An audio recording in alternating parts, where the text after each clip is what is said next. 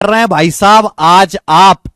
मैं तो बहुत एनर्जेटिक महसूस कर रहा हूं, लेकिन मुझ में और आप में एक फर्क है। फर्क यह है कि मैं पूरे बैच पढ़ाने तक ऐसी ही एनर्जी में रहता हूं, और आप पहले दिन, दूसरे दिन, तीसरे दिन तो एनर्जी में रहते हैं, और उसके बाद आपकी एनर्जी लगातार छीण कम होती जाती है, और यही एक कारण है कि आप लोगों का सिलेक्शन नहीं हो पाता। तो बहुत बहुत स्वागत है बच्चों आप सभी लोगों का हमारी कैलविन एप्लीकेशन की पूरी नई टीम के साथ, जिसमें हम इस महीने के लाइव बैच शुरू कर रहे हैं। मैं मैथ पढ़ाने वाला हूं, हमारे गोपाल सर इंग्लिश पढ़ा रहे हैं, हमारे पीयूष सर रीजनिंग पढ़ा रहे हैं, कमेंट लगाओ यार, ठीक है, और हमारे अभिषेक सुमन सर, विवेक यादव सर जीएस पढ़ा रहे हैं। बहुत सारे बच्चों की ये पहली फर्स्ट लाइव क्लास है दोस्तों। बहुत ज्यादा मजा आएगा आपको पढ़ने में और मुझे पढ़ाने में भी। मुझे बहुत ज्यादा मजा आता है एक बहुत कमजोर बालक को जीरो से उठाने में। जो बालक ऑलरेडी पढ़ा हुआ है, जिसको पहले से बहुत कुछ आता है, उसको तो कोई भी पढ़ा देगा। ठीक है मेरे दोस्त, हम बिल्कुल बेसिक से शुरू करेंगे मेरे प्यारे भाई। उससे पहले मैं आपको दो चार चीजें बताना चाहूंगा कि ये जो सिलेक्शन की जो जर्नी है, जो कंपटीशन की जर्नी है, जो कंपटीशन है, ये ऑन ग्राउंड लेवल पे है ही नहीं, ये बच्चे के दिमाग में है। असली जो कंपटीशन होता है स्टूडेंट का, वो खुद से होता है, अपने दिमाग के साथ होता है। एक्चुअल में जब भी अगर आप चाहे सीजीएल का फॉर्म आए, चाहे सीएचएसएल का फॉर्म आए, चाहे सीपीओ का फॉर्म आए, अमूमन लाख की संख्या में फॉर्म जाते हैं। सीएचएसएल के 35 लाख फॉर्म, सीजीएल के 25 लाख फॉर्म। वैकेंसी कितनी होती है? 8 से 10 हजार मात्र वैकेंसी होती है। लेकिन अगर सही मायने में देखा जाए, इन 25-30 लाख बच्चों में से आपको मुश्किल से 1 लाख बालक भी ऐसे नहीं मिलेंगे जो ढंग से पढ़े हुए हों, जिन्होंने ढंग से पूरा सिलेबस किया हो, जिन्होंने ढंग से मेरे दोस्तों रिवीजन किया हो, जिन्होंने डेली पढ़ाई करी हो, जिन्होंने प्रीवियस ईयर के क्वेश्चंस लगाए हो, जिन्होंने मॉक टेस्ट लगाए हो। मात्र जो क्वेश्चन है, मात्र जो कंपटीशन है, वो 1 लाख बच्चों के बीच में होता है, और उन 1 लाख बच्चों में से 10,000 बच्चे सिलेक्शन लेके निकलते हैं। यानी कि 35 लाख में से आप 34 लाख बच्चे तो निकाल ही दो, काम के बच्चे 1 लाख बच्चे। 1 लाख बच्चे वाकई में मेहनत करते हैं, डेडिकेशन के साथ पढ़ते हैं, और उसके बाद काम आता है उनकी स्ट्रेटजी, बच्चे का पढ़ाया हुआ कंटेंट, उसका फोकस, उसका थोड़ा सा लक, और एग्जाम प्रेशर को झेलने की क्षमता। ये 4-5 चीजें अगर आपके पास है तो ही आप एक नौकरी लेके निकलेंगे। कुछ चीजें अच्छी करने के लिए आप मेरे साथ जुड़े हैं मैथ स्पेशल बैच में, zero to hero. Zero to hero live math special ये वही बैच है जिससे पढ़ के सीजीएल 2020 के रैंक 1 निकली, सीजीएल 2021 का रैंक 1 निकला, सीजीएल 2022 का रैंक 1 निकला, सीएचएसएल के लगातार कई सालों के टॉपर्स निकले हैं। और इस बार तो बहुत अच्छी बात है कि वैकेंसी बहुत ज्यादा आ रही हैं। चाहे हम बात करें एसएससी सीजीएल में, एक्साइज जीएसटी इंस्पेक्टर की 3000 वैकेंसी हैं, इनकम टैक्स इंस्पेक्टर की भी लगभग 500 वैकेंसी हैं, टीए की वैकेंसी भी बहुत ज्यादा हैं। राम राम भाई, प्लस माइनस से शुरू करो भाई। बैच भाई जीरो टू हीरो है, -2 नहीं है। देखो एक चीज मैं आपको बताना चाहूंगा, बैच है जीरो से हीरो। मैं पढ़ाऊंगा जीरो से बेटा, माइनस से नहीं कि मैं आपको गिनती भी सिखाऊं, वो आपको पहले से आनी चाहिए।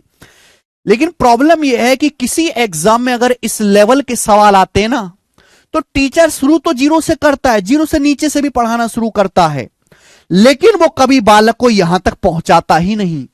और जब बालक यहां तक पहुंचता ही नहीं, इसलिए बच्चे सालों साल प्री तो पास करते रहते हैं, लेकिन वो हमेशा मेंस में फेल होते जाते हैं। आप किसी भी लाइब्रेरी में घुस जाओ, आप मुखर्जी नगर में आओ, तैयारी करने वाले बच्चों से पूछो, उसमें आपको 90% बालक ऐसे होंगे कि मैं 2 साल से प्री निकल रहा है, मेरा 3 साल से प्री निकल रहा है, मेरा 1 नंबर से रह गया, मेरा 5 नंबर से रह गया, मेरा 6 नंबर से रह गया। बार बार उनका मेंस ही क्यों अटक जाता है? क्योंकि कभी उन्होंने मेंस क्लियर करने लायक ढंग से पढ़ाई नहीं। उनका फोकस एक ही चीज पर रहा, बस सिलेबस पूरा करने पे, जल्दी जल्दी सिलेबस निपट जाए। बेटे जल्दी सिलेबस निपटाने के चक्कर में बालक खुद ही निपट जाता है।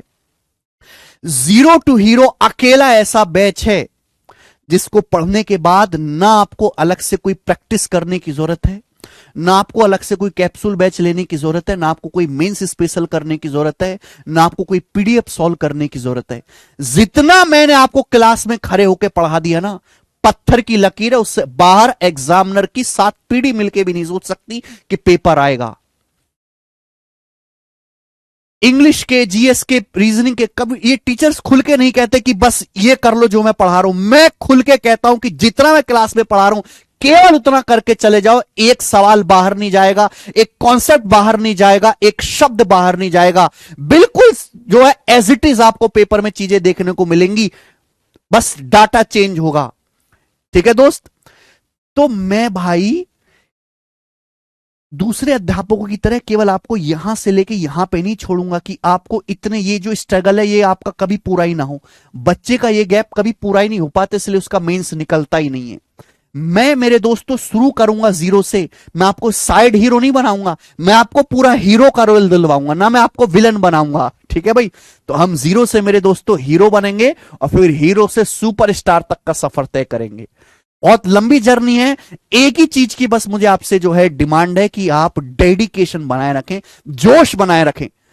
आपने देखा है कि जिस एनर्जी से आज मैं बोल रहा हूं, आप मेरी 100वीं क्लास देखेगा उसमें भी मैं इसी एनर्जी के साथ बोलूंगा। मेरी आवाज उतनी कड़क रहेगी, मैं उतने ही क्वेश्चन प्रैक्टिस कराऊंगा, मैं उसी स्पेस से पढ़ाऊंगा। लेकिन बालक ढीले पड़ जाते हैं भाई। ढीला नहीं पढ़ना है, जो ढीला पड़ गया वो मर गया। 1 साल चाहिए, बस 1 साल की आग चाहिए बेटा, 1 साल का डेडिकेशन चाहिए। देखो 2024 के एग्जाम तो शुरू हो चुके हैं। अब 2024 के पेपर्स को तो आप भूल ही जाओ, निकला निकला, नहीं निकला नहीं निकला। आपका टारगेट होना चाहिए 2025 में होने वाले सारे पेपर्स और 2026 में होने वाले सारे पेपर्स। इन 2 साल में एक सरकारी नौकरी लेके निकलना ही निकलना है। मैथ और रीजनिंग 2 ऐसे सब्जेक्ट है जिनमें आप 100% स्कोर कर सकते हो, 100%। देखो बहुत सारे बालक अच्छे कॉलेज से पढ़े होते हैं ना, बीटेक करी होती है, उनकी स्कूलिंग भी अच्छी होती है, तो वो यूट्यूब से भी तैयारी कर लेते हैं, वो सेल्फ स्टडी भी कर लेते हैं। लेकिन हर बालक ऐसा नहीं है, बहुत ही कम बच्चे ऐसे होते हैं। ज्यादातर बालक ऐसे जिनको सिलेबस पढ़ने के लिए, समझने के लिए, रिवीजन करने के लिए, कंटेंट का फ्लो जानने के लिए एक टीचर की आवश्यकता होती है। और टीचर अगर सही गाइड करे तो बच्चा धारदार है, और अगर टीचर सही गाइड ना कर पाए, सही से पढ़ा ना पाए, तो बालक खुट्टल है। टीचर पे बहुत कुछ निर्भर करता है।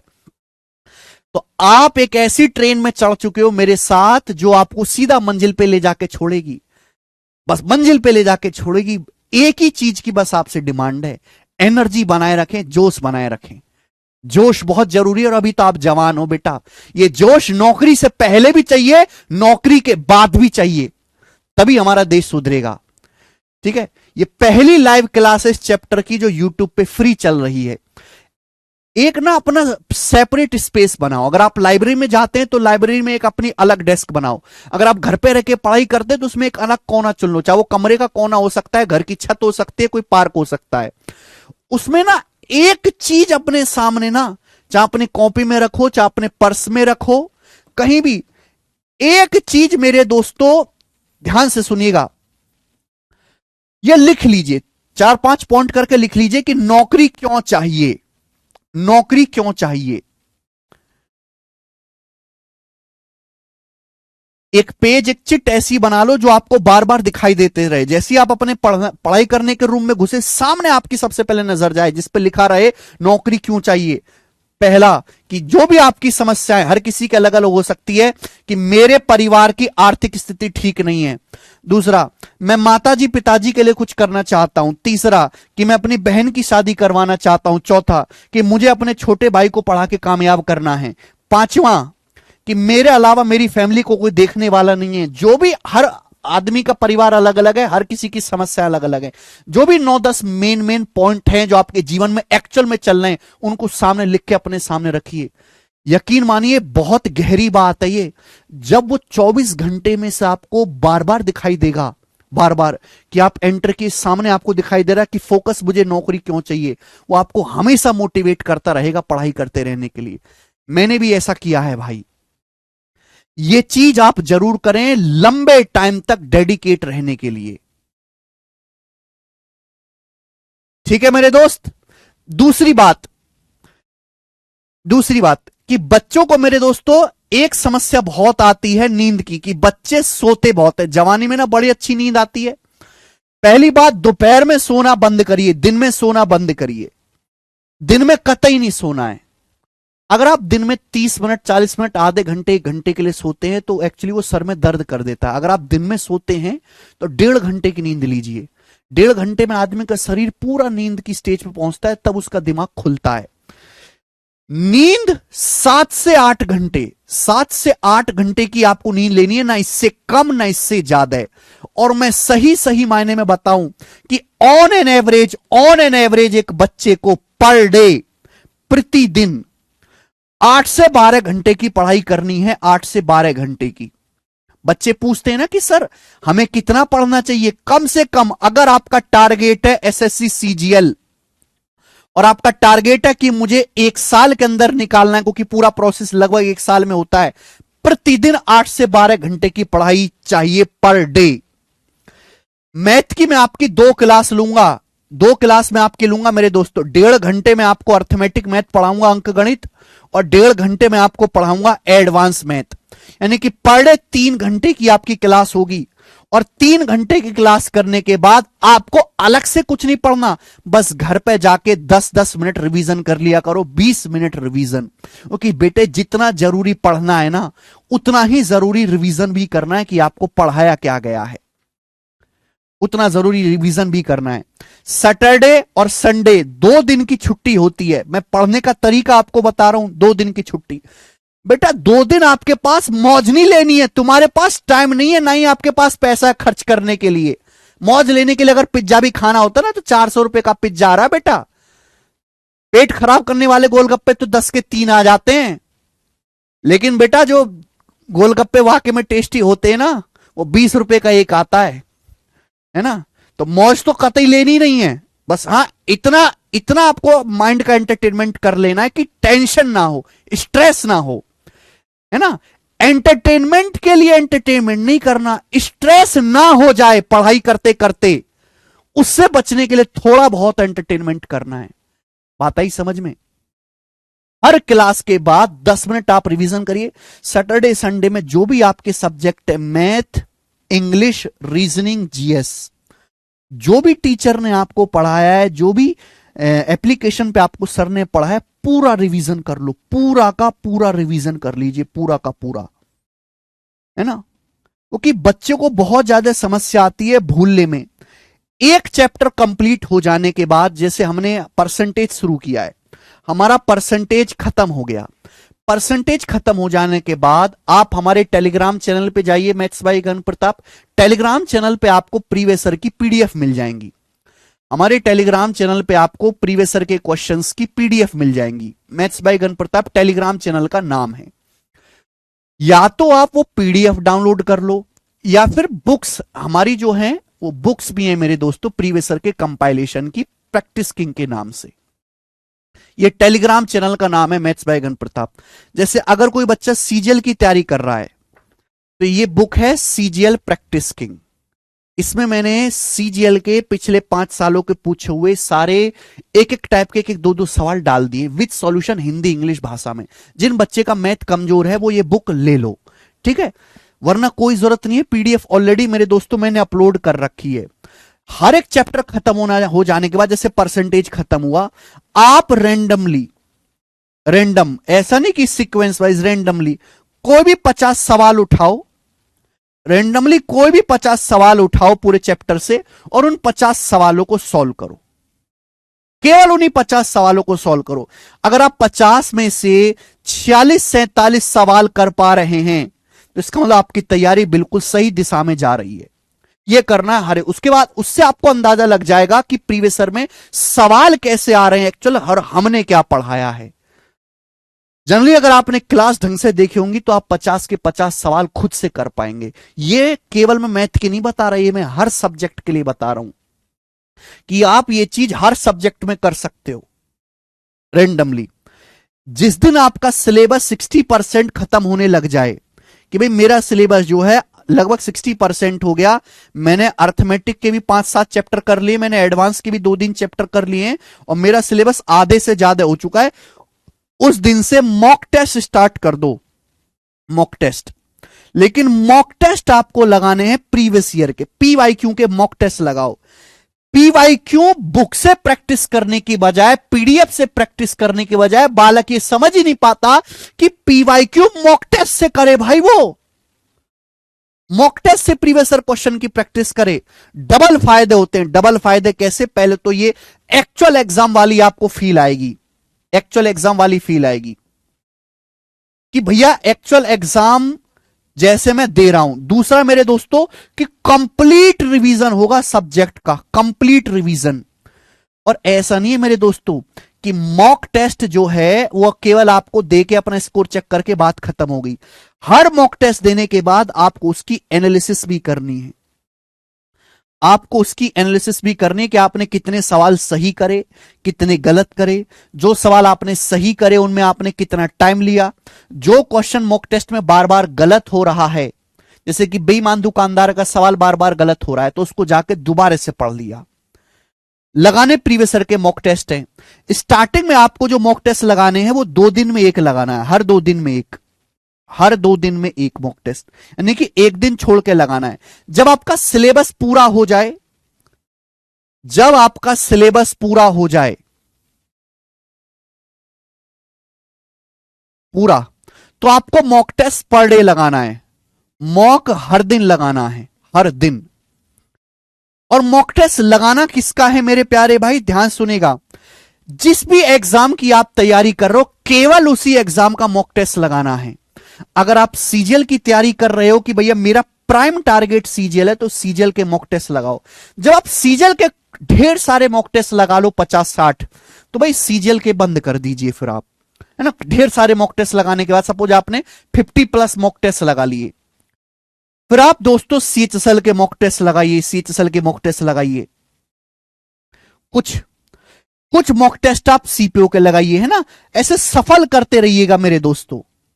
तो ये चीज आपको करनी है। टाइम बहुत लगता है बेटा, टाइम तो देना पड़ेगा ना। तुम्हारा टाइम बुक है क्या? बताओ। तुम्हारी 15-20 गर्लफ्रेंड है जो तुम्हारा टाइम की कमी है तुम्हारे पास। तुमको पत्थर तोड़ने जाना होता है सुबह, मजदूरी करने जाना है, कि तुम्हारे पास टाइम नहीं है?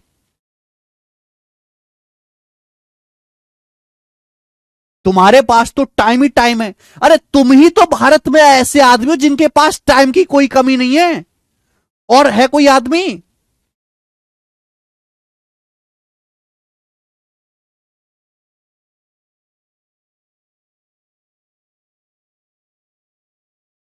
सर बेसिक अप्रोच के साथ क्वेश्चन करवाएंगे क्या? नहीं, बेसिक अप्रोच नहीं, एग्जाम अप्रोच के साथ में क्वेश्चन कराऊंगा। एग्जाम अप्रोच के साथ, जैसे एग्जाम में करने चाहिए।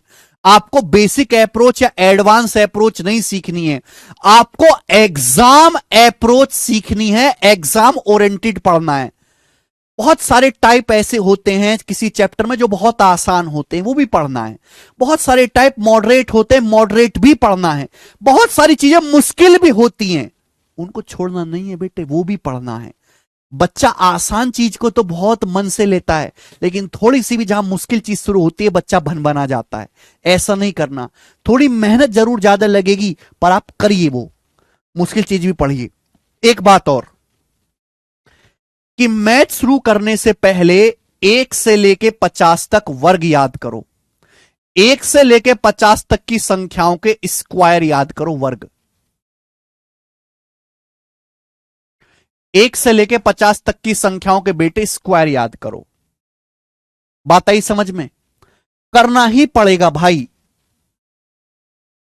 क्लियर? जैसे 36 का स्क्वायर 1296 याद होना चाहिए भाई पहले से। 1 से लेके 30 तक की संख्याओं के मेरे दोस्तों आपको क्यूब यानी कि घन याद करने। 1 से लेके 30 तक, 25 तक भी कर सकते हो, क्यूब यानी कि घन याद करने। ठीक है ना? चलिए, 1 से लेके 30 तक के आपको टेबल्स याद करने। टेबल्स, पहाड़े, टेबल्स याद करनी है। याद होनी चाहिए तभी काम चलेगा। और टेबल्स का मतलब ये नहीं है कि मुझे ये पता है कि 19 निम्मा 171 होता है, 19 निम्मा 171 होता है, ये टेबल नहीं है। टेबल्स याद करने का मतलब ये है कि मुझे ये पता है कि 171 19 निम्मा होता है। इस तरीके से आपको टेबल याद होनी चाहिए। बात आई ना समझ में? 1 से लेकर 30 तक टेबल्स याद होनी चाहिए। दूसरा मेरे दोस्तों कि बच्चों को डेसिमल से बहुत डर लगता है, दशमलव का जोड़ना, घटाना, गुणा, भाग। तो बेटा दशमलव की ना डेली की डेली बहुत सारी एप्लीकेशन भी होती हैं, कैलकुलेशन की बहुत सारी एप्लीकेशन भी हैं, गूगल पे बहुत सारे क्विज भी हैं। तो डेसिमल की मेरे दोस्तों आपको क्या करनी है, डेली जो है कैलकुलेशन की, डेली जो है दशमलव की कैलकुलेशन, जोड़ने घटाने की अलग से मेरे दोस्तों, जो जिसकी बहुत ज्यादा कमजोर है। गूगल पे भी है बहुत सारे क्विजेस, एप्लीकेशन भी हैं। 10 से 12 मिनट प्रैक्टिस करनी, ज्यादा नहीं कहूंगा, मात्र 10 से 12 मिनट, मात्र 10 से 12 मिनट आपको प्रैक्टिस करनी है।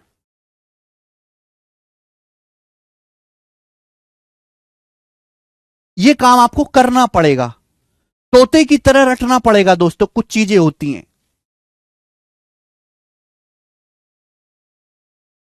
जब तक आप ये चीज नहीं कर लेते तब तक आप गणित सीखने के लिए अच्छी तरीके से तैयार नहीं हो। ये चीज मेरे दोस्तों आपको पहले कर लेनी है।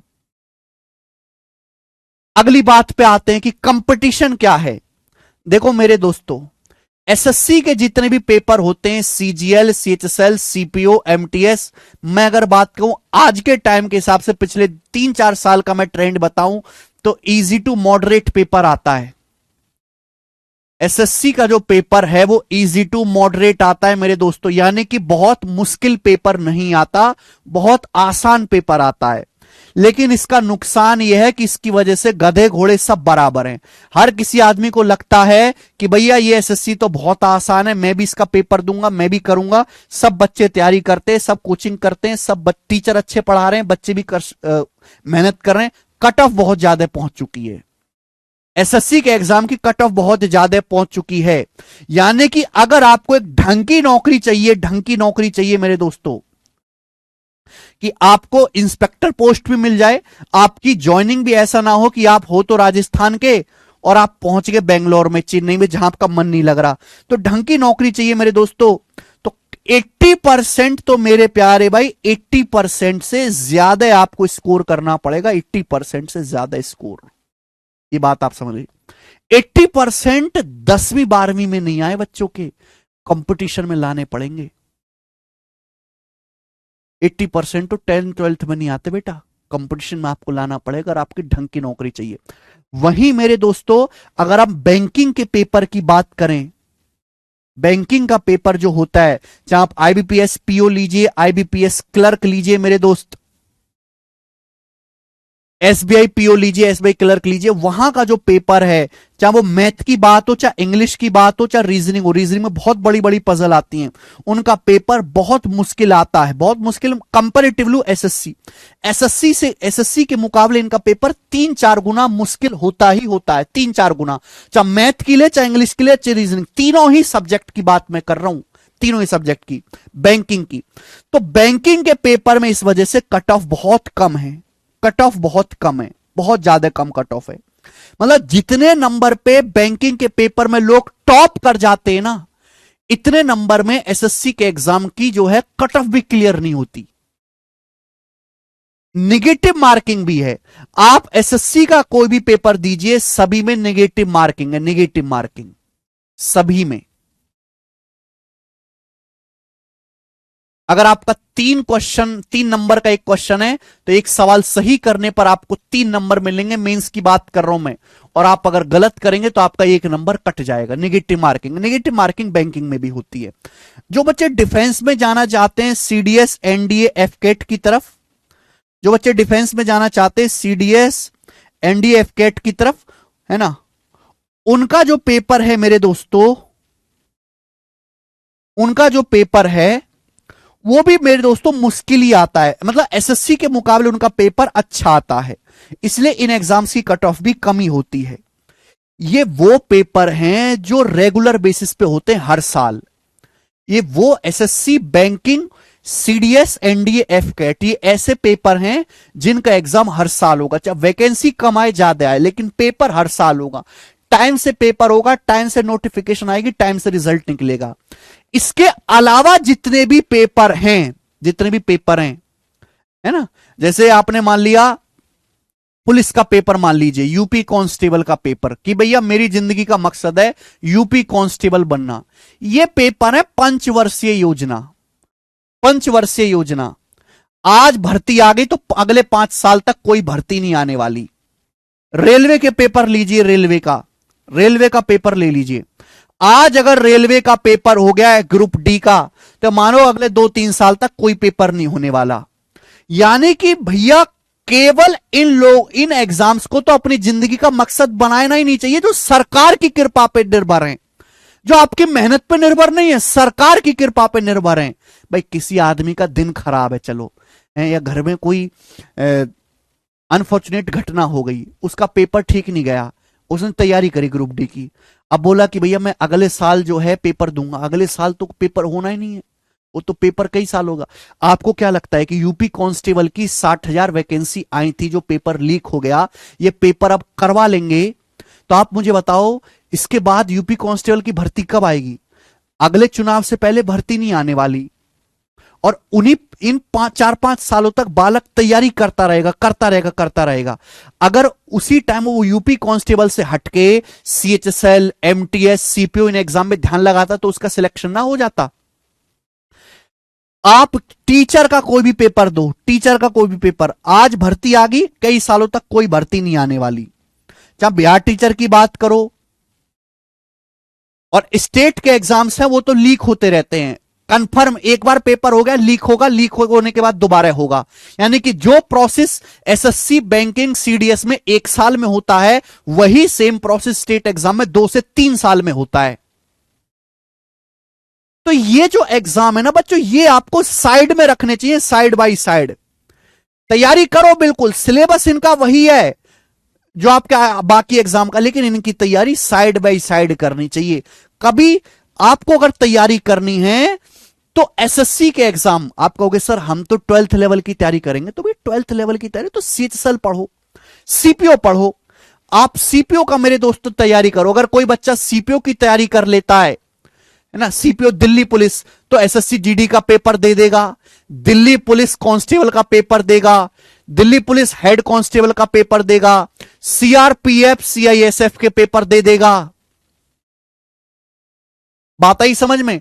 यूपी कांस्टेबल, बिहार कांस्टेबल के पेपर दे देगा एक सीपीओ की तैयारी करके। लेकिन कभी बालक सीपीओ को ध्यान में करके इनपैक्ट का रहता है।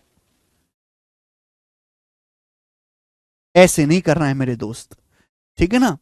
तो टारगेट करो एक ठीक ठाक एग्जाम को, ठीक ठाक एग्जाम को ध्यान में रख के 1 साल तक पढ़ोगे। 1 साल बहुत बड़ा समय होता है, उसके नीचे भतेरे एग्जाम है वो अपने आप कवर हो जाएंगे। टारगेट ही आप छोटा बना लोगे तो काफी परेशानी है भाई। ओके, ये कुछ चीजें मुझे बतानी थी। हाँ, अब आप पूछ सकते हैं कि आप लोगों के क्या डाउट है, आप मुझसे पूछ सकते हैं कि आप लोगों के क्या डाउट हैं। ऐसी जॉब बताएं जिसमें हेट ना हो, क्या कह रहे हो?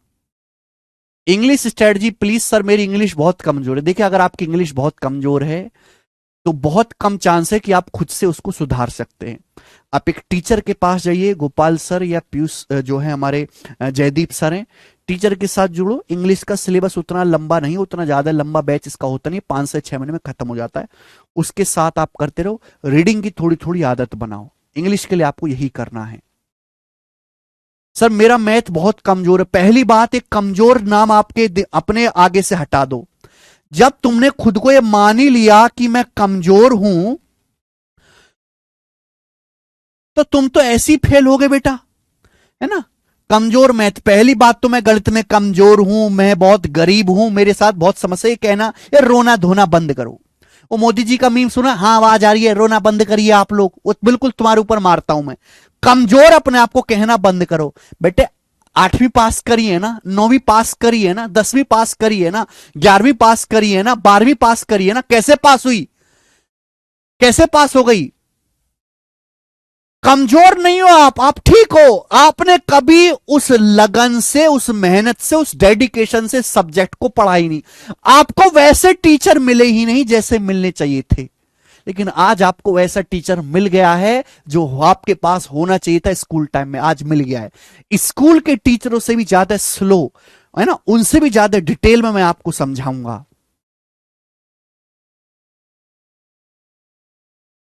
ठीक है। अरे यार सर, बिना हाइट वाला जॉब एसएससी, बिना हाइट वाला जॉब। जी, बच्चे का डाउट है बिना हाइट वाला जॉब। मैं एक एक बच्चे का डाउट लूंगा, टेंशन मत लो बेटा, हमारे पास पूरा टाइम है आज की क्लास में। बिना हाइट वाला जॉब, अगर आप एसएससी का पेपर देते हैं मेरे दोस्तों, तो सीबीआई और नारकोटिक्स, ये दो ऐसे डिपार्टमेंट हैं जिनमें आपको बहुत ही अच्छा फिजिकल चाहिए। आपकी आंख भी 6x6 होनी चाहिए, आपकी हाइट लेंथ चेस्ट वगैरह सब कुछ क्लियर टॉप नॉच होनी चाहिए। इसके अलावा जितने भी पेपर हैं, चाहे जितनी भी पोस्ट है, जैसे कि जीएसटी का हो गया है ना, इनकम टैक्स वाला हो गया, इनकम टैक्स, इनमें बहुत ही मिनिमल जो है फिजिकल है। मतलब आपको एक साइकिलिंग करनी है, बाकी आंख का भी कोई चक्कर नहीं, चश्मा वस्मा लगा हुआ है, नो प्रॉब्लम मेरे दोस्तों। केवल सीबीआई और नारकोटिक्स की पोस्ट में ही एसएससी में बहुत ज्यादा अच्छे लेवल का फिजिकल और मेडिकल होता है। हाँ, अगर किसी बच्चे की आईसाइड कमजोर है भाई, या और कोई फिजिकल समस्या है मेरे दोस्तों, तो भैया उसके लिए डेस्क जॉब सबसे बढ़िया है। गर्ल्स के लिए भी डेस्क जॉब जो है वो सबसे बढ़िया है। डेस्क जॉब में मेरे दोस्तों आता है सबसे पहले आपका DA, divisional accountant. DA, divisional accountant. DA एक ऐसी जॉब है जिसमें आपको अपने होम स्टेट में आसानी से पोस्टिंग मिल जाती है। हालांकि डीए 4200 ग्रेड पे की जॉब है, 4200 ग्रेड पे की जॉब है, 4200 ग्रेड पे की जॉब है। जैसे भाई जीएसटी इंस्पेक्टर है, इनकम टैक्स इंस्पेक्टर, वो 4600 ग्रेड पे की जॉब है, 4600 ग्रेड पे की। ये 4200 ग्रेड पे की जॉब है। अब आप कहोगे सर ये क्या है मेरे दोस्त? देखिए, इसमें सैलरी थोड़ी सी कम होती है उनके मुकाबले, लेकिन बहुत सारे बच्चे ये चूज करते हैं। अब किसी को एक जीएसटी इंस्पेक्टर मिल रहा है मुंबई में, बच्चा है बेचारा बिहार दरभंगा का, जाना नहीं चाहता, तो क्या करता है, वो जीएसटी इंस्पेक्टर की जॉब छोड़ के डीए ले लेता है। बिहार में उसकी पोस्टिंग हो जाती है, सैटरडे संडे घर चला जाता है घूमने, क्योंकि आसान रहेगा ना, अपना होम स्टेट मिल गया, अपने लोगों के बीच में रहेगा। प्रॉपर डेस्क जॉब है, ऑफिस में बैठ के आपको पंखा के नीचे काम करना है। उसके अलावा एएसओ इन सीएसएस, जो हमारा केंद्रीय सचिवालय है मेरे दोस्तों, उसमें assistant section officer desk job है। ये वो जॉब है जिनमें कोई पब्लिक डीलिंग नहीं है ना। आपसे कोई सामान्य आम आदमी मिलने नहीं जाएगा, आपसे बस दो लोग मिलेंगे, आपके सीनियर, आपके जूनियर, और कभी कभार नेता चक्कर मारते हुए आ जाते हैं पॉलिटिशियन ऑफिस में, बस। ठीक है। अगली पोस्ट है एएसओ इन एमईए। एएसओ इन एमईए, ये अकेली ऐसी पोस्ट है जिससे आपकी फौरन जो है पोस्टिंग हो सकती है, अगर आप एक्सेप्ट करते हो। अगर आप एक्सेप्ट करते हो तो शायद आपको इंडोनेशिया या मलेशिया, थाईलैंड, सिंगापुर, यहां पे जो है विदेश मंत्रालय में जाने का मौका मिले। और भी बहुत सारी पोस्ट है, टीए वाली पोस्ट है, टैक्स असिस्टेंट, बहुत ज्यादा वैकेंसी इसकी आती है। TA, tax assistant, CBDT, CBIC, tax assistant. ठीक है मेरे दोस्तों। आजकल वैसे जीएसटी और इनकम टैक्स इंस्पेक्टर भी डेस्क जॉब की तरह, इनमें कोई बहुत ज्यादा ऐसा नहीं कि आपको रेड मारनी है। जीएसटी और इनकम टैक्स जो आईटीआई है, ये भी मेरे दोस्तों डेस्क जॉब की ही तरह ही हैं। ओके। अगर आप पीओ बनते हैं, प्रोविजनरी ऑफिसर, तो आपकी जो कोस्टल एरिया में पोस्टिंग रहेगी, समुद्र के किनारे, मुंबई में, गुजरात में, इस तरीके से पीओ, ये चीज आप देख लीजिएगा। एएसओ इन एमईए सैलरी, देखो अगर आप एमईए में जाते मिनिस्ट्री ऑफ एक्सटर्नल अफेयर में, तो जिस भी देश में आप जाते हो उस देश की करेंसी के हिसाब से सैलरी मिलेगी। भारत में रुपया चलता है, हर देश में तो रुपया नहीं चलता है ना। अब यहां तो, यहां हम, जैसे मैं इंडोनेशिया गया था घूमने, वहां लाख लाख रुपए होते हैं। यहां से वहां जाएगा तो कितना लगेगा, 1 लाख लगेगा भाई, है ना। लेकिन एक्चुअल में उसकी वैल्यू इंडियन रुपीज में 400-500 रुपए ही है। तो हर कंट्री के हिसाब से मिलता है। एक मोटा मोटा माने कि सपोज आपके यूरोप के किसी कंट्री में आपकी पोस्टिंग हो जाती है एमईए के थ्रू, तो आपकी जो सैलरी रहेगी वो 5 लाख के आसपास रहेगी पर मंथ, 5 लाख। लेकिन खर्चा भी उसी हिसाब से होता है। जिस हिसाब से सैलरी उस हिसाब से खर्चा भी होगा। ये बैच 2024 और 2025 दोनों के लिए है। आजकल ईडी बहुत फेमस है, लेकिन ईडी डेस्क जॉब नहीं है, ईडी एक फील्ड जॉब है। ईडी तो रेड मारने जाते हैं ना मेरे दोस्तों, ईडी एक फील्ड जॉब है जिसमें आपको डेली तो नहीं, मतलब हफ्ते में 3-4 दिन आपको जो है रेड मारने जाना ही है, किसी पॉलिटिशियन पे, अधिकारी पे, अपने दोस्त, हो सकता है आपको अपने रिश्तेदार के घर पे रेड मारने जाना पड़ जाए।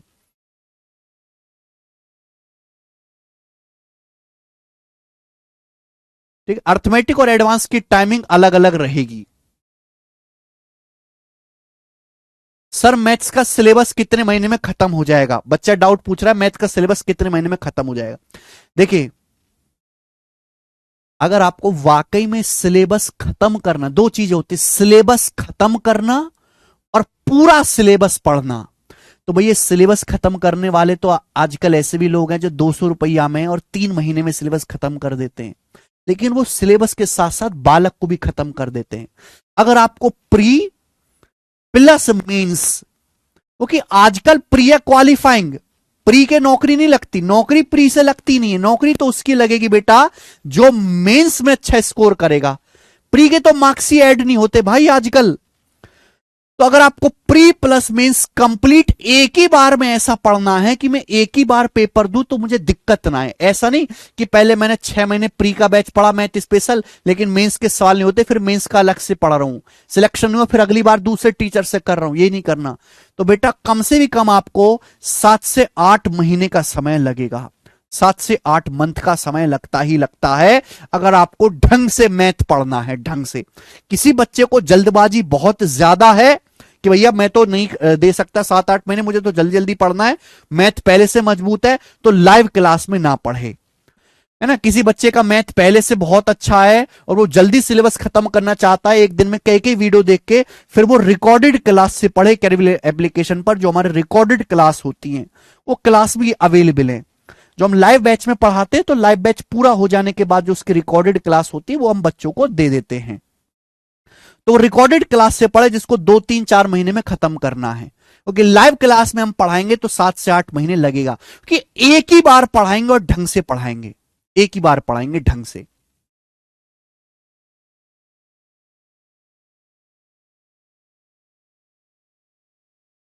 सीडीएस एग्जाम के लिए मैथ ही होगी? यस बिल्कुल, अच्छा डाउट पूछा। आप कोई भी एग्जाम दीजिए मेरे दोस्तों, आप भारत का कोई भी एग्जाम दो, मैं आपको नाम गिना देता हूं, CGL, CHSL, CPO, MTS, selection post, CDS, NDA, AFCAT. उसके बाद आप कैट का पेपर दीजिए, railway, ALP, technician, group D, railway police force sub inspector constable, TGT, PGT, Bihar दरोगा, UP constable, UPSI, MPSI, Orissa constable, Orissa दरोगा, जितने भी पेपर हैं, ये जितने भी एग्जाम है, जिनमें भी मैथ आता है, जिनमें भी क्वांटिटिव एप्टीट्यूड पूछा जाता है, इसी बैच से कर लोगे। मैं ये नहीं कह रहा कि बेटा एमटीएस के लिए अलग मैथ पढ़ना पड़ेगा, सीडीएस के लिए अलग मैथ पढ़ना पड़ेगा, सीजीएल के लिए अलग मैथ पढ़ना पड़ेगा, नहीं। एक ऐसे लेवल पे आपको सेट कर दूंगा, पेपर कोई भी हो मैथ यही लगेगा, बैच यही पार करवाएगा, इस पेपर पे, इस लेवल पे मैं आपके छोड़ूंगा। इनकम टैक्स इंस्पेक्टर में टाइपिंग जरूरी है? यस। अगर आप कोई भी 4600 ग्रेड पे की जॉब लेते हैं, अगर आप कोई भी 4600 ग्रेड पे की जॉब लेते हैं, डेस्क जॉब है तो सभी में यस आपकी टाइपिंग होनी चाहिए, आपको टाइपिंग आनी चाहिए, टाइपिंग आनी चाहिए, है ना। ये तो प्री के बाद मीन्स से पहले जो आपको 2-3 महीने का टाइम मिलता है उनमें आप टाइपिंग सीख सकते हैं। और ऐसा नहीं है मेरे दोस्त कि टाइपिंग जो पेपर 12th के बाद होते हैं उनमें टाइपिंग की जरूरत नहीं है। इन जितने भी पेपर्स लिखे हुए हैं उनमें आपको टाइपिंग चाहिए ही चाहिए, डिफेंस जॉब में नहीं चाहिए, डिफेंस में नहीं, ठीक है। तो इनकम टैक्स इंस्पेक्टर में टाइपिंग जरूरी है। सर 12th के बाद कौन सा पेपर दे सकते हैं? देखिए 12th के बाद आप एमटीएस का पेपर दे सकते हैं, आप एसएससी सीएचएसएल का पेपर दे सकते हैं, सीएचएसएल का पेपर दे सकते हैं। 12th के बाद आप ग्रुप डी का पेपर दे सकते हैं, रेलवे ग्रुप डी का पेपर दे सकते हैं, ग्रुप डी का। आप एसएससी जीडी का पेपर दे सकते हैं।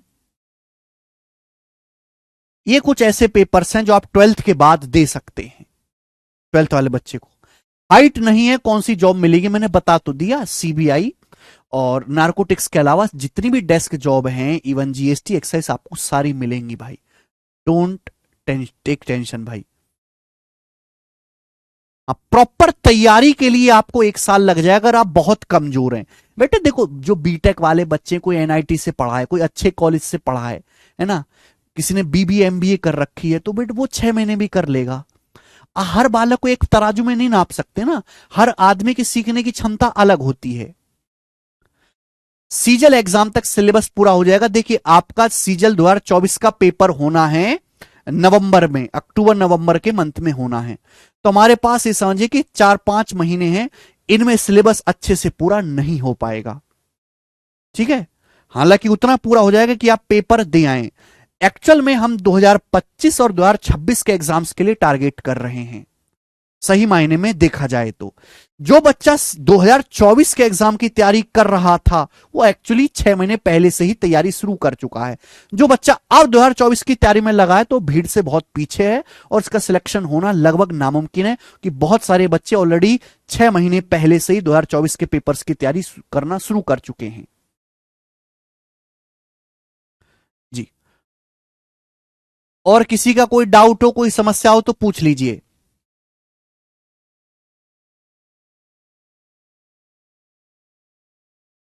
सीजल एज कितना है? देखिए 18 के बाद और 27 से पहले, 18 to 27, 18 से 27 ये एज है बेटा। मिनिमम 18 और मैक्सिमम 27। अगर ये जनरल कैटेगरी की मैं आपको बता रहा हूं, जनरल कैटेगरी की अगर आप ओबीसी हैं तो +3 कर लीजिए, यानी कि 18 साल से 30 साल का उम्र का व्यक्ति पेपर दे सकता है, सारे ही।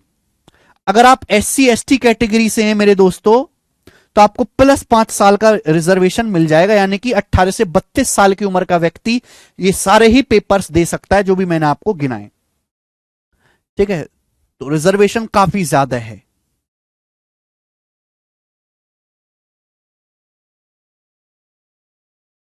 सर मैं आर्ट्स का स्टूडेंट हूं, मैथ एकदम 0 है, कॉन्फिडेंस नहीं है। भाई नूर आलम, आर्ट्स के स्टूडेंट हो तो ये तो कंफर्म सी बात है कि आपको साइंस साइड वाले बच्चे के बराबर मैथ नहीं आता। आपको करना क्या है कि आपको जो साइंस वाला बच्चा है, मैथ वाला बच्चा है, उससे ज्यादा मेहनत करनी है। देखो मेरे दोस्त ध्यान सुनेगा, आप हो यहां पे क्योंकि आप आर्ट से पढ़े हो और ये बच्चा ऑलरेडी यहां पे मैथ, ये मैथ से पढ़ा है, 10th में भी मैथ है, 12th में मैथ है, बीटेक भी करी है ना, अच्छी इसकी स्कूलिंग रही है। आप डेली डेली डेली डेली इतना इतना चीज कवर करते हो, ये बच्चा डेली डेली इतना छलांग मारता है, इतना। क्या आप कभी इसकी बराबरी कर पाओगे? कभी जिंदगी में इसकी बराबरी कर पाओगे? आप जितना पढ़ के आगे निकलोगे आपसे और आगे निकल चुका होगा, है ना। तो बेटे बराबरी तभी होगी जब अगर आपका आर्ट वाले हो, मैथ कमजोर है, आप मैथ के साथ साथ इंग्लिश में बीट करने की कोशिश करो। इंग्लिश में कि भाई मैथ में आप एक सर्टेन 90% स्कोर कर सकते हो, आप नहीं कर सकते 99-100% स्कोर।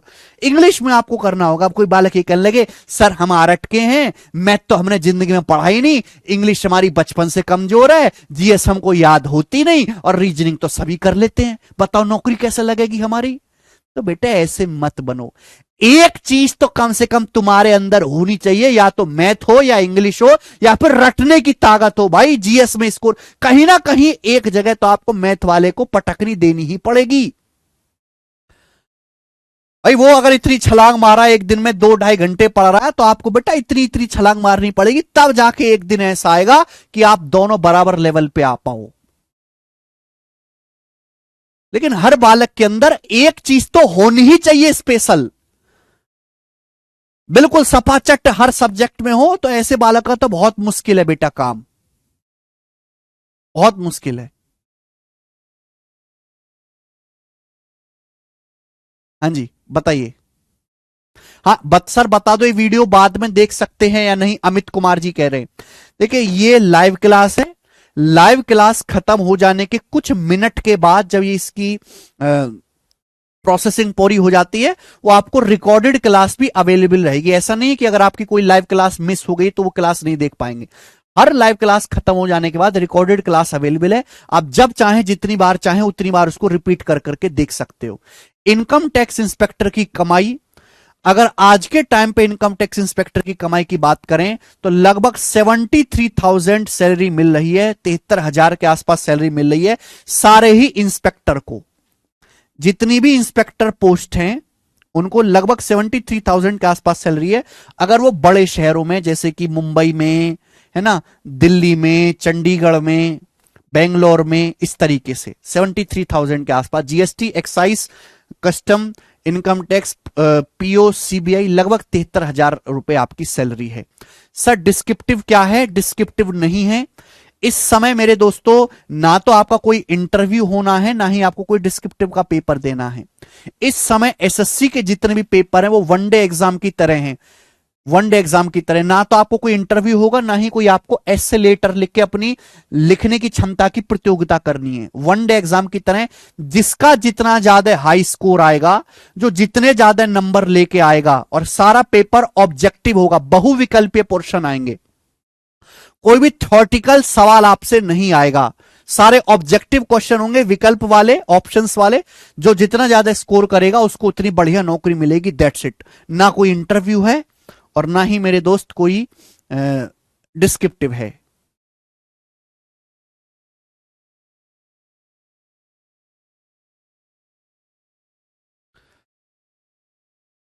ओके सर, 12th में हूं, किस में ग्रेजुएशन करना चाहिए बता दो प्लीज।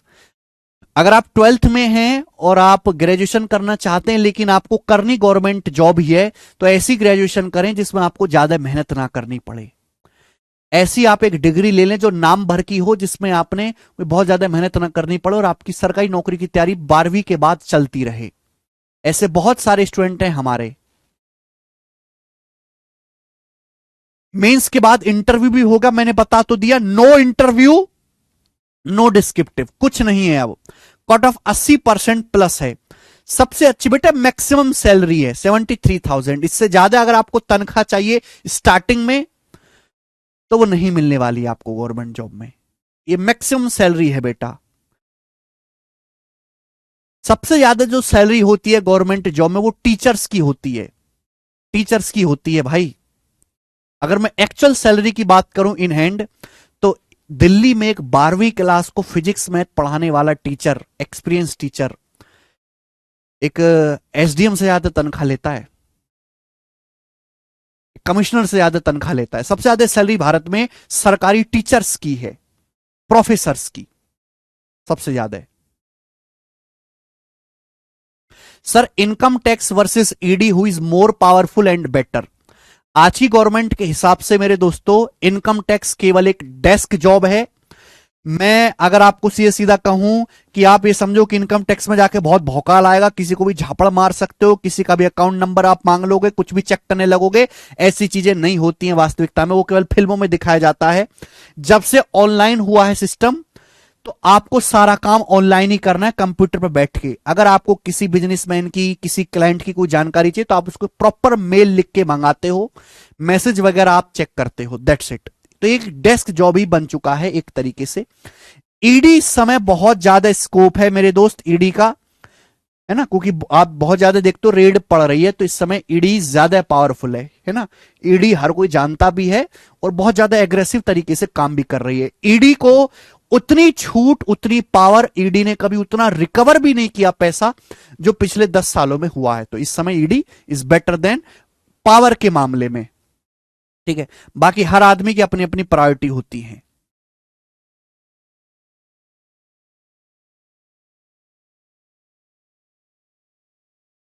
जी, सैलरी मैंने आपको बताई दी है। सर बैंकिंग के लिए पीवाईक्यू, हाँ जी, बैंकिंग के पीवाईक्यू भी मैं सीट में डालूंगा। एमईए के लिए कितनी रैंक चाहिए? देखो मेरे दोस्तों, अगर आपको टॉप पोस्ट चाहिए मेरे दोस्तों, टॉप पोस्ट एएसओ इन एमईए सीएसएस, तो आप टारगेट करें कि अंडर 500 आपकी रैंक आए। अगर वैकेंसी अच्छी खासी है तो 500 के अंदर आपकी रैंक आए, ये आपको टारगेट करना पड़ेगा। टॉप पोस्ट जैसे आपको एग्जामिनर चाहिए, है ना, एमईए चाहिए, सीएसएस चाहिए, तो आपको अंडर 500 रैंक लानी पड़ेगी। जनरल कैटेगरी में मैं बात कर रहा हूं। हाँ जी सर, मेरी डिग्री डिस्टेंस एजुकेशन से, सीजल में कोई प्रॉब्लम तो नहीं है। डिस्टेंस एजुकेशन हो चाहे फर्जी एजुकेशन हो चाहे नकल छाप हो, अगर आपने एक सही सी यूनिवर्सिटी से कर रखा है, जो यूनिवर्सिटी सरकारी रिकॉर्ड में मान्य है, आपकी डिग्री कामयाब है, आप दे सकते हैं सीजल का पेपर। सीट इस बार काफी ज्यादा है। सीजीएल की पोस्टिंग कहां कहां हो सकती है? देखिए, सीजीएल की पोस्टिंग भारत में कहीं भी हो सकती है। एक बात मैं आपको बता दूं क्लियर कट पहले जाने से पहले, इस समय एसएससी की किसी भी पोस्ट में ट्रांसफर नहीं है। एक बार आपकी पोस्टिंग जहां हो गई, ये भूल जाइए कि 10-15 सालों से पहले आप वहां से हट सकते हो, ट्रांसफर नहीं है। यानी कि अगर आप इनकम टैक्स इंस्पेक्टर बन के अगर आप चेन्नई चले गए तो आपको चेन्नई चले गए। ऐसा नहीं कि आप ये एप्लीकेशन डाल दो डिपार्टमेंट में कि मेरी जो है मेहरारू जो है मेरी पत्नी वहां यूपी में रहती है, मैं यहां रहता हूं, मन नहीं लगता, रात को याद आती है, वहां भेज दो, झापड़ा मारा जाएगा आपको। इवन ये तक कि मेरे मम्मी पापा की तबीयत खराब है, उनका कोई देखने वाला नहीं है, ये भी बहुत ही कम चांस है कि ये एप्लीकेशन भी कंसीडर करी जाए। सीधा कह देंगे जॉब छोड़ दो, चलो अपना संभालो माँ बाप को, ठीक है। तो इसलिए इस ट्रांसफर है ही नहीं। एक बार आपकी जो पोस्ट लग गई वहीं पर आपको काम करना है। इसलिए बच्चे क्या करते हैं कि बार बार पेपर देते रहते हैं, है ना। जो भाई जिसको बढ़िया जॉब लग गई लेकिन वो है बहुत दूर, यहां घर से अपने 1000 किलोमीटर दूर है, तो दोबारा पेपर देता है अपने होम स्टेट में आने के लिए। इसलिए कंपटीशन और ज्यादा है कि फ्रेशर भी पेपर देते हैं, रिपीटर भी पेपर देते हैं। इसलिए कोशिश ये करो कि एक बार में ही अच्छी रैंक आ जाए, क्योंकि नौकरी ना लगने तक दुख है नौकरी का, और नौकरी लगने के बाद दुख है घर के पास ना होने का। क्योंकि कुछ समय के बाद नौकरी, काम, धंधा, तनख्वाह सब नॉर्मल हो जाता है, बहुत नॉर्मल, आपको याद भी नहीं रहेगा, ठीक है ना। तो एक बार में अच्छी रैंक लो, इस नजरिए से तैयारी करो एक बार में। आगे को मत टालो कि भैया पहले कोई नौकरी मिल जाए, पहले एक नौकरी मिल जाए। छोटी मोटी सेंटेंस ने इतने बच्चों को नौकरी के बाद डिप्रेशन में मतलब रखा है, खुश नहीं रखा, जिसकी कोई हद नहीं। सर आईबी और एनआईए की भी जॉब प्रोफाइल बता दीजिए। इंटेलिजेंस ब्यूरो, एनआईए, ये अपना अलग से भी पेपर कराते हैं, इनकी वैकेंसी बहुत थोड़ी आती है, इनमें भी बहुत अच्छा फिजिकल और मेडिकल होता है, दोनों पोस्ट में ही। सर टैटू के साथ सीजीएल में कोई दिक्कत?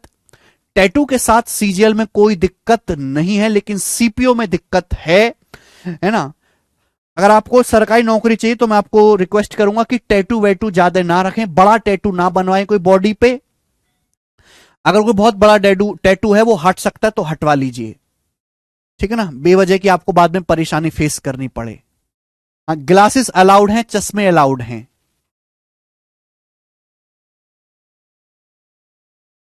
तो मतलब साउथ इंडियन को एडवांटेज है होम पोस्टिंग का, विष्णु जी कह रहे हैं। देखो बच्चों एक चीज मैं आपको बताना चाहूंगा कि साउथ इंडिया के जो राज्य हैं वहां से बहुत कम छात्र गवर्नमेंट जॉब की तैयारी करते हैं, बहुत कम छात्र कंपैरेटिवली नॉर्थ इंडिया में, यहां बहुत ज्यादा लोग तैयारी करते हैं। तो अगर आपको सपोज साउथ के किसी स्टेट में जाना भी पड़ता है तो वहां जो आपको स्टाफ मिलेगा वो सारा नॉर्थ इंडिया का ही मिलेगा। ये मत समझो कि आप केरला में चले गए तो वहां पे आपको ऑफिस में केरल के लोग काम करते हुए मिलेंगे, नहीं, अपने बिहार के, यूपी के, चंडीगढ़ के, राजस्थान के, यहीं के लड़के मिलेंगे। इक्का दुक्का है जो साउथ के लोकल लोग आपको वहां पे काम करते हुए मिलेंगे, ठीक है, कि वो बहुत ही कम लोग तैयारी करते हैं। तो ऑफिस के अंदर आपको इन्वायरमेंट घर जैसा ही लगेगा, प्रॉब्लम है ऑफिस के बाहर आने के बाद। Sir concept king book out of stock. Concept king book की डिमांड इतनी ज्यादा है कि हम जितनी प्रिंट करवाते हैं वो जो है दोपहर दोपहर में पूरी निकल जाती है, तो हमारी जो है लगातार वो प्रिंट हो रही है।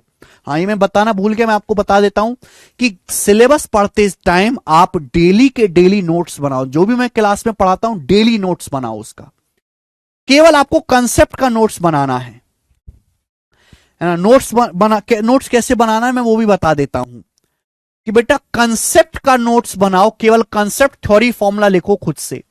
और जो सवाल आपको क्लास में मुश्किल लगे, भाई एक क्लास में मुश्किल से 2-3 सवाल ही मुश्किल करवाते हैं, बाकी इजी होंगे, मॉडरेट होंगे, केवल उनका नोट्स बनाओ। हर किसी को कॉपी में लिखने की जरूरत नहीं है।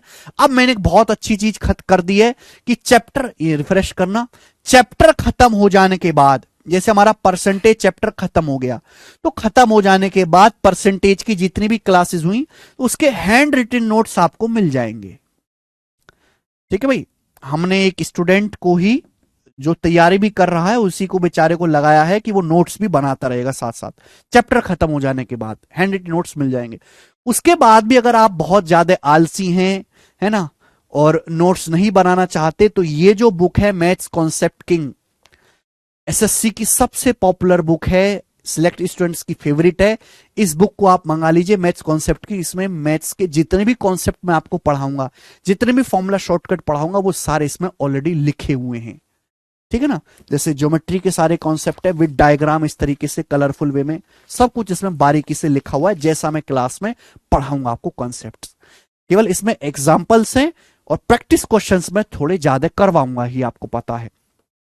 अगर मैं बात करूं तो पूरा मैथ सिखाने के लिए, पूरा मैथ अर्थमेटिक एडवांस का हर एक चैप्टर कंप्लीट सिखाने के लिए मैं आपको 4000 से ज्यादा क्वेश्चंस करवाऊंगा।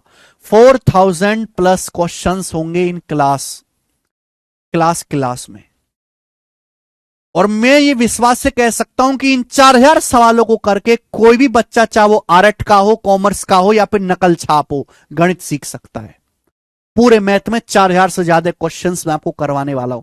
हर चैप्टर की जितनी हैसियत है, जितनी औकात है, मैं वो करवाऊंगा हर चैप्टर की। जैसे अर्थमेटिक में प्रॉफिट लॉस लाभ हानि सबसे महत्वपूर्ण चैप्टर है, प्रॉफिट लॉस लाभ हानि डिस्काउंट छूट बट्टा। अर्थमेटिक अंक गणित में सबसे ज्यादा पूछे जाने वाला लाभ हानि छूट, तो इस चैप्टर के मैं आपको 500 से ज्यादा क्वेश्चंस कराऊंगा। क्यों? क्योंकि सबसे ज्यादा पूछा जाता है पेपर में।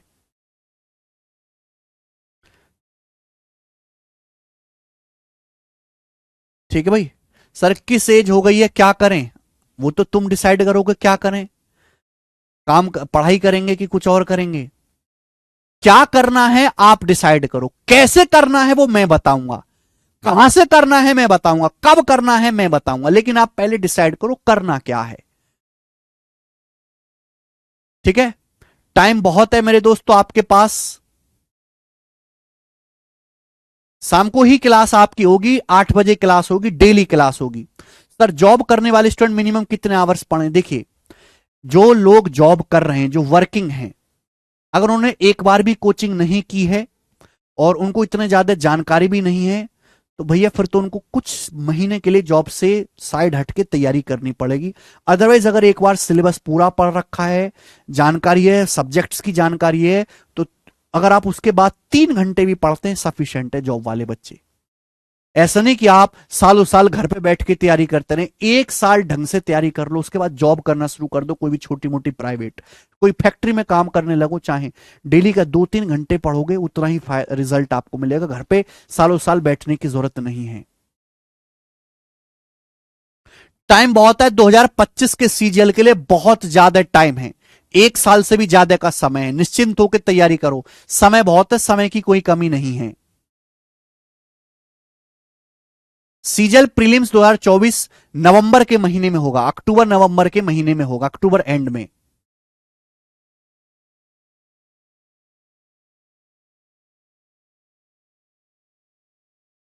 ओके, बहुत सारे डाउट्स आप सर बिजनेस के साथ कैसे पढ़ें?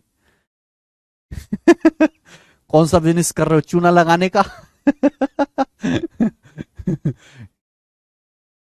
पढ़ना एक अलग चीज है, व्यापार करना एक अलग चीज है। डिसाइड करें कि आपको करना क्या है, एक टाइम पे एक ही करें। झारखंड पुलिस का मैथ, बेटा किसी भी पुलिस का मैथ इसी से होगा। झारखंड पुलिस में अलग से कोई सवाल नहीं आता कि कोई स्पेशल नौकरी है ना, कि कुछ स्पेशल चीज पूछेगा। Nothing is special in Jharkhand police and you, समझे? वही चीज पूछी जाएगी, वही चीज पढ़ाऊंगा जो आपके पेपर में आएगी। ओके, न जाने कितने ऐसे पेपर होते हैं जिनमें 30, 40, 50 वैकेंसी होती हैं, अलग से थोड़ा ना पढ़ना होता है उनमें। जो हम पढ़ा रहे हैं वही पढ़ना है, गणित गणित होता है बेटा। झारखंड पुलिस का, यूपी पुलिस का गणित अलग नहीं है, सेम ही गणित है। एक ही बार पढ़ना है, ढंग से पढ़ना है। सीक्वेंस के हिसाब से सिलेबस पढ़ेंगे, पहले अर्थमेटिक फिर एडवांस, बिल्कुल सीक्वेंस में हम पढ़ेंगे, टाइप वाइज टाइप। ठीक है, उसकी टेंशन आप ना लें। क्लास पीएनजी क्लास पीएनजी नहीं देंगे, क्लास पीएनजी का उतना फायदा नहीं है।